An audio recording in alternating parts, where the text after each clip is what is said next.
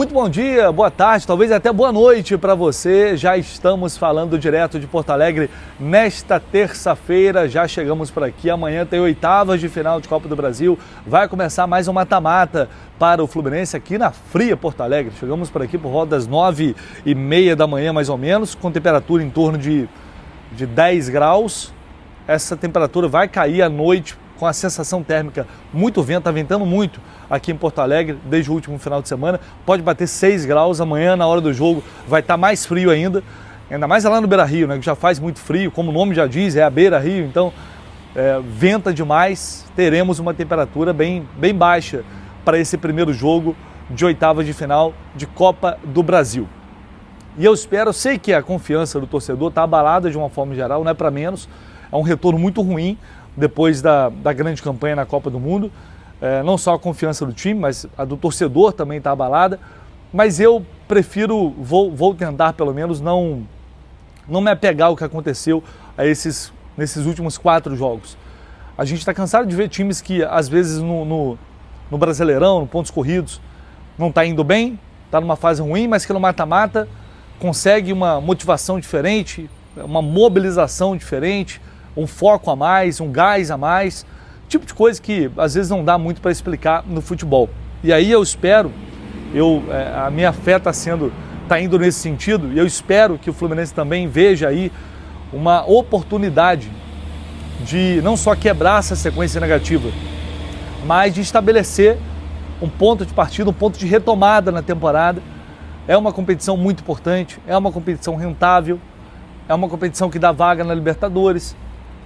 Então talvez seja o momento ali de virar a chave, de tentar retomar aquele time que foi muito bem na Copa do Mundo. A gente sabe que esses jogadores podem mostrar mais, a gente cobra porque acreditamos nisso.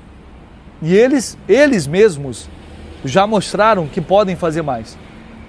São 4 derrotas consecutivas que não condizem com o que o Fluminense vinha fazendo dentro da temporada. Cada jogo tem a sua história, cada competição tem a sua história, mas para isso é necessário um choque de ordem, de fato, internamente no clube, para que o Renato possa, primeiro, consertar os erros que a equipe vem cometendo. Obviamente isso é fundamental, não adianta falar em motivação, em mobilização, confiança, se você continuar errando como o Fluminense vem errando. Então começa a partir daí, consertar esses erros absurdos que vêm sendo cometidos.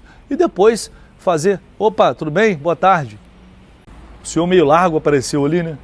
Parece, quase ocupou a tela inteira aqui, como vocês perceberam. Mas enfim, como eu ia dizendo, eu sei que não é simples, não é fácil, mas tentar colocar uma pedra no que aconteceu nesses 4 jogos, né? Virar essa página, estabelecer ali um ponto de partida, de retomada, como eu disse, e tentar se reabilitar, né? Jogar com confiança, ter uma postura realmente de time grande, né? Ter uma postura de jogo decisivo, de final. É isso que está faltando também a esse time, essa competitividade, aquele espírito de luta, né? Como se fosse o último jogo de cada um, que sobrou na Copa do Mundo e está faltando nesse retorno. Então, eu espero que todo mundo possa se mobilizar, tem que ter cobrança, com certeza o Renato está fazendo essas cobranças, a diretoria também tem que cobrar o Renato pelas escolhas recentes, isso a gente já debateu aqui nos últimos dias, mas para esse jogo, o momento é de unir forças, de tentar fazer finalmente tudo aquilo que não foi feito nesses últimos 4 jogos. O técnico Renato Gaúcho comanda, o Fluminense está treinando no CT do Grêmio, comanda nesta terça o último treino, a última atividade para definir esse time titular.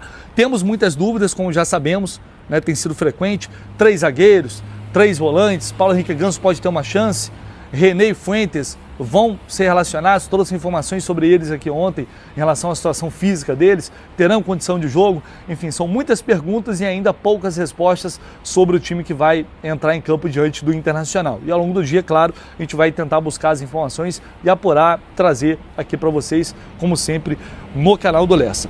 Atualizando aqui algumas informações, ontem o UOL informou que a CBF já deu o aval e teremos impedimento semiautomático a partir de 2026, na Série A e na Série B.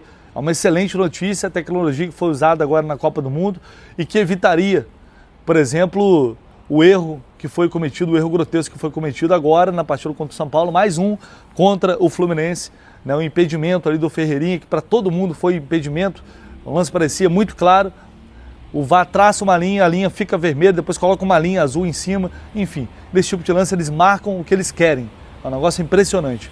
Então o impedimento semiautomático vem para corrigir isso, uma tecnologia mais avançada e que a CBF aparentemente realmente vai desembolsar uma grana para disponibilizar a partir da temporada 2026 aqui no Brasil. Bom, e ontem o jornal o Globo divulgou mais uma pesquisa de torcida, famigerada pesquisa de torcida aqui no Brasil. A gente sempre debate quando sai esse tipo de pesquisa, normalmente vem para irritar o torcedor. O jornal o Globo está completando 100 anos agora, inclusive, fez a pesquisa que eles estão classificando como a maior pesquisa de torcida já feita aqui no futebol brasileiro. E aí, bom, cada um vai olhar para si, como sempre acontece nesses momentos. E a gente olha para a lista e vê o Fluminense na 14ª posição. E aí a piada já começa aí, né? O Fluminense atrás do Sport, está com 0,9%, o Fluminense atrás do Sport com 1,3%, Botafogo com 1,5%, Internacional 1,7%, o Bahia com 2,2%, o Atlético Mineiro com 2,3% e o Santos ali com 2,0%. Fluminense fora do top 10, entre os times mais tradicionais, é quem está mais mal posicionado nesse ranking. Vamos lá, vamos passar aqui o que eles disseram, né? Como foi feita a pesquisa. Começa com a pergunta mais simples. Você torce ou tem simpatia por qual time brasileiro e por mais algum? Essa foi a primeira questão feita pelo Ipsos IPEC a 2.000 brasileiros com mais de 16 anos entrevistados presencialmente entre os dias 5 e 9 de junho em 132 municípios de todas as regiões do país. A metodologia desta pergunta foi a mesma adotada em parceria com a Globo, com o Globo, na verdade, na pesquisa de 2022 e permitia ao entrevistado citar espontaneamente até 2 clubes. Caso indicasse um coração dividido, ambas as paixões foram contabilizadas. No bloco de baixo, o Fluminense continua figurando entre as torcidas mais discretas entre os clubes mais tradicionais. Aí em 14º, com menos de 1% das citações, pode variar entre 1,3% e 0,5%. Com isso fica fora do top 10, mas pela margem de erro está tecnicamente empatado com Botafogo ou Internacional em um dos limites, né? E com o Atlético Paranaense e Remo no outro. Sério, gente, assim, eu respeito o trabalho de todo mundo, inclusive o pessoal do Globo lá, os jornalistas estão trabalhando nessa pesquisa, isso deve dar um trabalho imenso, respeito o trabalho de todo mundo, mas assim, chega a ser ridículo, né? Assim, o Fluminense é empatado tecnicamente com o Remo, com todo respeito aos outros clubes também, mas essa diferença, isso, cara, basta você ir na rua, basta você viajar pelo país, que você vai ver a diferença. Com todo respeito também ao Sport, a Bahia também, que tem uma grande torcida, mas assim, essa diferença que tem para o Botafogo, mas não é mesmo essa diferença toda. Então assim, isso dá engajamento, sempre quando é feito, dá muito engajamento, gera muito debate, gera muita discussão, mas sinceramente, cara, eu, com todo respeito, eu não consigo levar isso aqui como parâmetro para nada, eu não consigo levar a sério, às vezes dou até risada, que para mim é um tanto quanto irrisível. Isso não reflete a realidade. Essas pesquisas são várias cidades do país, em alguns locais. Vai para o Nordeste, é uma realidade totalmente diferente, onde tem muita torcida de certos clubes. Se você vai para outras regiões do país, a realidade é diferente. Então depende de quantas pessoas foram entrevistadas em cada lugar. Isso varia muito, sabe? São coisas que não dá para contabilizar dessa forma, né? Com 2.000 pessoas. Para mim é uma amostragem muito pequena da diversidade que a gente tem de clubes, de torcida e também da diversidade do nosso país como um todo. Então, enfim, eu, com todo respeito aí a todo mundo, não gosto de descredibilizar o trabalho de ninguém, respeito o trabalho de todo mundo, mas isso para mim chega a ser um tanto quanto ridículo. Mas é isso, mais uma pesquisa. A torcida do Fluminense tá morrendo, gente. Só cai. Depois foi campeão da Libertadores 2023 e tá todo mundo morrendo, desistindo. É um negócio impressionante, cara. É uma loucura. Mas enfim, é isso. Só para fechar aqui esse vídeo, a gente vai ter É possível que tenhamos atualizações em relação a reforços ao longo do dia. São duas negociações que estão mais avançadas, no sentido de o Fluminense já ter feito proposta, Vitinho e Lucas Ribeiro. Trouxemos essas informações aqui ontem. O Lucas Ribeiro foi feita uma proposta, uma Mamelodi, depende deles aceitarem para o Fluminense fechar com o Lucas Ribeiro. Então o Fluminense está nesse compasso de espera. E em relação ao Vitinho, a proposta está na mão dele. Ele tem uma outra proposta da Arábia Saudita altíssima, de valores que o Fluminense não dá para igualar, é impossível. E aí o Vitinho que vai definir a vida dele, se ele vai aceitar essa proposta de permanecer no futebol da Arábia Saudita ou se vai aceitar a oferta do Fluminense. Tem outro clube do futebol brasileiro que também tá nessa briga aí, tá? Então, basicamente, é isso. É possível que tenhamos novidades. O Fluminense está em busca de um centroavante também, como já dissemos.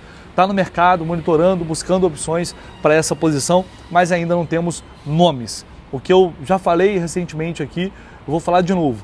Se vem, por exemplo, Vitinho e se vem o Lucas Ribeiro, cara, assim, a substituição, a esperança de ter um grande jogador, um grande reforço para substituir o Arias, ela não existe mais. O Fluminense busca, a princípio, até 3 reforços. Então esses 2 jogadores chegariam, o Lucas com características mais parecidas à do Arias, evidentemente, né? Uma discrepância aí de qualidade, até que se prove ao contrário, muito grande.